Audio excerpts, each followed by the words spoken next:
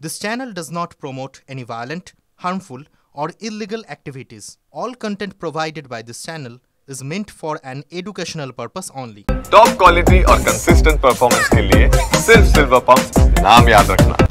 ভোটের 10 মাস আগে খুনোখুনি শুরু। রাজ্যে 3 দিনে 3 তৃণমূল নেতাকর্মী খুন। ভাঙড় বালদার পর এবার বীরভূমের সাঁইথিয়া।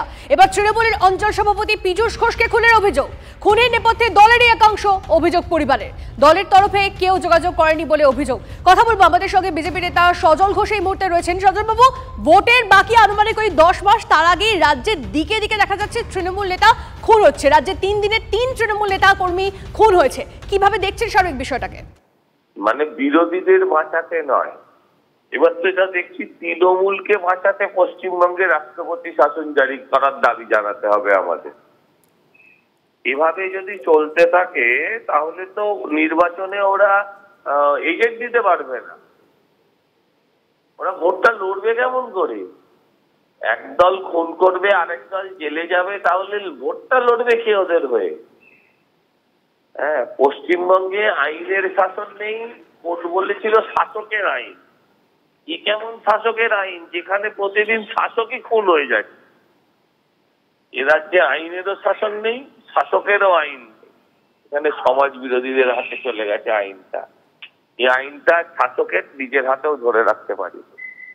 হ্যাঁ, কিছু বলার নেই। প্রত্যেকটা খুনি দুর্ভাগ্যজনক, প্রত্যেকটা রক্তই দুর্ভাগ্যজনক, প্রত্যেকটা মায়ের কান্না, স্ত্রীর কান্না সেটা একই। সেটা তৃণমূল হোক, তামান্না হোক বা বিজেপি হোক। বেশ, অনেক ধন্যবাদ আমাদের সঙ্গে কথা বলার জন্য। কথা বলছিলাম বিজেপি নেতা সজল ঘোষের সঙ্গে। এই মুহূর্তে তৃণমূল মুখপাত্র তন্ময় ঘোষ আমাদের সঙ্গে রয়েছে। তন্ময় বাবু, ভোটের আনুমানিক ওই 10 মাস বাকি, তার আগেই দিকে দিকে রাজ্যে দেখা যাচ্ছে তৃণমূল কর্মী নেতারা খুন হচ্ছে। রাজ্যে 3 দিনে 3 তৃণমূল নেতাকর্মী খুন হয়েছে। বিজেপির প্রতিক্রিয়া নিচ্ছিলাম, তারা বলছে যে শাসক তাদেরই খুন হয়ে যাচ্ছে, তাহলে ওরা ভোটটা করবে কিভাবে? না, এটা খুব পরিষ্কার দেখছেন যে তৃণমূল নেতারা খুন হচ্ছে, তার রাজনৈতিকভাবে লড়াই করতে না পেরে বিজেপি এবং বাকি বিরোধী দল তারা তৃণমূলের রাজনৈতিক আক্রমণ না করে শারীরিকভাবে আক্রমণ করছে এবং এই খুনোখুনি শুরু করেছে। এই খুনোখুনির রাজনীতি পশ্চিমবাংলার মানুষ ভালোভাবে নেবে না। তারা লড়াই করতে চাইলে সোজাসুজি রাজনৈতিক লড়াই করুন, উন্নয়নের প্রশ্নে লড়াই করুন, সেগুলো না করে এইভাবে শারীরিকভাবে আক্রমণ করে বাংলার মানুষকে বোকা বানানো যাবে না। প্রশাসনের মতো ব্যবস্থা নেবে। তবে সবার কাছে আমাদের আবেদন থাকবে যে তারা রাজনৈতিক লড়াইয়ে নাম। বেশ, অনেক ধন্যবাদ আমাদের সঙ্গে কথা বলার জন্য। এবার খেজুরির দিকে নজর দিয়ে হচ্ছে। খেজুরিতে জোড়া দেহ উদ্ধার ঘিরে উত্তেজনা। শনিবার ভোররাতে সুজিত দাস এবং সুধীর পাইকের দেহ উদ্ধার। জলসা থেকে ফেরার পথে খুনের অভিযোগ পরিবারের। সুজিত ও সুধীরকে পরিকল্পনা করে খুন করা হয়েছে দাবি বিজেপির। কেন্দ্রীয় হাসপাতালে ডাক্তারদের উপস্থিতিতে ময়নাতদন্তের দাবি বিরোধী দলনেতার। কাল খেজুরি বন্ধের ডাক, যদিও পুলিশের দাবি বিদ্যুৎস্পৃষ্ট হয়ে মৃত্যু হয়েছে সুজিত ও সুধীরের। আজ তমলুক মেডিকেলে জোড়া দেহর ময়নাতদন্তের সম্ভাবনা। ওরা বলছে যে কারেন্ট শর্ট হয়ে মারা গেছে, কিন্তু ঘটনাস্থলে থাকলে কারেন্ট শর্ট কি পরিকল্পিত হবে? আমার ধারণা এটা একটা পরিকল্পিতভাবে খুন করা হয়েছে। এটাকে এটা তদন্ত করছে। আমার দাদুকে মারার কেস করেছে, মেরে ফেলেছে আমার দাদুকে। শাস্তি চাইছি, অনকরও শাস্তি চাইছি। আমার দাদুকে যেমন মেরেছে ওদের তোমাদের ধরে শাস্তি দাও। ওরা বলছে অভিযোগ সম্পূর্ণ অসত্য এবং ভিত্তিহীন। তার কারণ খেজুরিতে এই মুহূর্তে কোনো রাজনৈতিক সন্ত্রাস নেই, আর তৃণমূল কংগ্রেস কখনো সন্ত্রাসের রাজনীতি করে না। খুন, জখম, সন্ত্রাস, গুলি, বন্দুক এর রাজনীতি তৃণমূল কংগ্রেস করে না। কমপ্লিটলি এদেরকে খুন করা হয়েছে, এটা নিয়ে কোনো দ্বিধাদ্বন্দ্ব বিষয় নেই। পরিবার পরিষ্কার মার্ডার কেস। এদেরকে যতক্ষণ না তুলছে কোনো এই বিষয়ে কম্প্রোমাইজের কোনো জায়গায় পরিবার নেই, এবং পরিবারের পক্ষ থেকে রাজ্য সরকারের হসপিটালে ময়না তদন্ততে আপত্তি নেই, কিন্তু স্বাস্থ্য দপ্তরকে বা সিওমইচকে স্বাস্থ্য দপ্তরের মাধ্যমে কেন্দ্রীয় হসপিটাল থেকে কোনো ডক্টরকে এনে পোস্টমর্টম করতে হবে। 1 নম্বর, আগামী সোমবার দিন খেজুরি সমস্ত হিন্দু সংগঠন, মন্দির কমিটি, পূজা কমিটির পক্ষ থেকে খেজুরি বন্ধ রাখা হচ্ছে। জাতীয় সড়ক, যেহেতু দীঘার টুরিস্টরা যায়, জাতীয় সড়ক এই বন্ধের আওতার বাইরে থাকবে। সর্বাত্মক বন্ধ করা হবে। এবং আমি নিজে বন্ধের সমর্থনে জনকা থানা থেকে বিদ্যাপীঠ মিছিলের নেতৃত্ব। আমরা যেটা লিগ্যাল প্রসেস আছে লিগ্যাল প্রসেস মেনেই আমরা করছি। আফটার গেটিং কমপ্লেন আমরা স্পেসিফিক কেস স্টার্ট করব, তারপরে আমরা ইনভেস্টিগেশন করব। জনকা হসপিটালের অ্যাটেন্ডিং ডক্টর যিনি প্রাইমারিলি অ্যাটেন্ড করেছেন তিনি আমাদেরকে প্রাইমারিলি বলেছেন ইলেকট্রোকিউশনের ফলে এই মৃত্যু হয়ে থাকতে পারে।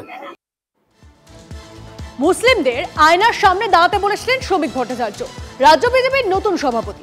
বাংলার মুসলমানদের অবস্থা বোঝাতে শ্রমিকের বলা সেই মরছে মুসলমান মারছে মুসলমান এখন হাতিয়ার ফুরফুরা শরীফের পীরজাদাদের। আয়নার সামনে দাঁড়ানোর বদলে তারা কি তৃণমূলকেই আয়না দেখাচ্ছেন?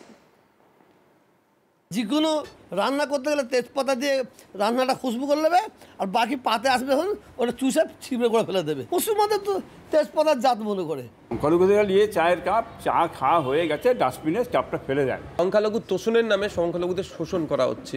পশ্চিমবাংলায় কুকুরের সন্তানের থেকেও মুসলমানদের সন্তানদের দুরবস্থা বেশি। রাজনৈতিক দলগুলির বিরুদ্ধে ক্রমশ ক্ষোভ বাড়ছে পীরজাদাদের, বিশেষ করে রাজ্যের শাসক দল তৃণমূলের বিরুদ্ধে। তৃণমূলের কোনো পদে না থাকলেও ফুরফুরা শরীফের পীরজাদা তোহা সিদ্দিকীর সঙ্গে শাসক দলের ঘনিষ্ঠতা অনেক দিনের, কিন্তু গত কয়েক মাস ধরে তিনিই বেশ মুখর। মুসলিমদের নিয়ন্ত্রণের দাবিতে তিনিও যে কম যান না তা বারে বারে বুঝিয়ে দিয়েছেন তোহা সিদ্দিকী। ফুরফুরা শরীফের এই পীরজাদা মুসলিমদের সঙ্গে অনাচার হচ্ছে বলে বারবার ইঙ্গিতপূর্ণ মন্তব্য করেছেন। মরছে কে মুসলমান, মারছে কে মুসলমান, শহীদ মিনার ময়দান ভরাবে কে মুসলমান, বাঁশ নেবে কে হাতে মুসলমান, মারবে কাকে মুসলমান। আর পদের বেলায় উপ মানে উপপ্রধান, সভাপতি সিট দেওয়া হবে না। ফুরফুরা শরীফের আরেক পীরজাদা ইব্রাহিম সিদ্দিকী, অনেকেই বলেন তিনি বাম ঘেঁষা।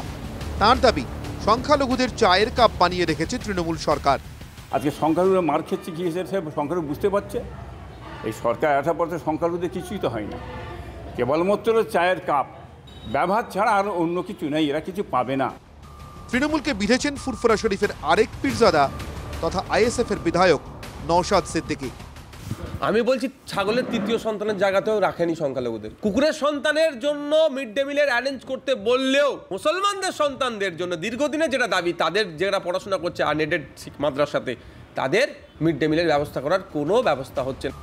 বাংলায় ৭৪টি বিধানসভা কেন্দ্রে সংখ্যালঘু ভোট ৪০ থেকে ৯০%, অর্থাৎ তারাই ঠিক করেন এই কেন্দ্রগুলিতে কে জিতবে। সেখানে ৭১টি তৃণমূলের দখলে, ২টি বিজেপির, ১টি আইএসএফের দখলে। ভোটের জন্য মুসলমান, এটাই তৃণমূলের প্রকৃত মুসলমানের প্রতি ভালোবাসা। এইভাবে মুসলিমদের খাটো করা উচিত না। মুসলিমরা হিন্দুদের মতো সমান অধিকারের অধিকারী। আজ যদি ব্যবহার করা হয় মুসলমানদেরকে তেজপাতা হোক বা এঁঠো ভাঁড়, তার জন্য তোহা সিদ্দিকীও দায়ী আর বাকি নেতাও দায়ী। বলবো সরাসরি রাজনীতিতে আসুন, রাজনৈতিক লড়াই রাজনীতিকভাবে বুঝে নেবে। ২৬-এর নির্বাচনে এবারের আলোচনার কেন্দ্রবিন্দুতে ফুরফুরা শরীফ আর তার আলোকবিন্দুতে কাশেম সিদ্দিকী। তৃণমূলে তাঁর নতুন পদ পাওয়া, রাজ্য সাধারণ সম্পাদক হয়েছেন কাশেম। রাজনৈতিক মহলে গুঞ্জন, কাশেমের পদ পাওয়া নিয়ে সংখ্যালঘু নেতাদের একাংশের অন্দরেও চড়ছে পারদ। বিজেপির নতুন রাজ্য সভাপতি শ্রমিক ভট্টাচার্য মুসলিমদের আয়নার সামনে দাঁড়ানোর কথা বলতেই সেই পারদ আরও চড়া। মরছে মুসলমান, মারছে মুসলমান।